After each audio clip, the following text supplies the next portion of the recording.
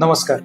मी doctor आनंद तांबट, Shri Anand internal hospital, Samarth Nagar, Nashik. आज तुमच्याशी बोलण्याचं कारण असं आहे की सध्याचा ट्रेंड जो आहे प्रसूती शास्त्र आणि स्त्रीरोग या डिपार्टमेंटमध्ये, मेडिसिन फील्डमध्ये, ॲलोपॅथिक मेडिसिनमध्ये नॅचरल बर्थिंगचा जर आपण बघितलं तर बेसिकली स्त्रीरोग तज्ज्ञ आणि प्रसूतीशास्त्र विज्ञान जे डेव्हलप झालेलं आहे हे जास्तीत जास्त जे नवीन कन्सेप्टने डेव्हलप झालेलं आहे किंवा त्याच्यामध्ये कंटिन्युटी राहून ते सायन्स एक तयार झालेलं आहे, ते शास्त्र फक्त आणि फक्त माझ्या हिशोबाने 150 वर्षापूर्वीचं आहे. डिलिव्हरीज त्याच्या आधी पण होत होत्या, डिलिव्हरीज या सायन्स नंतर सुद्धा होत राहणार आहेत.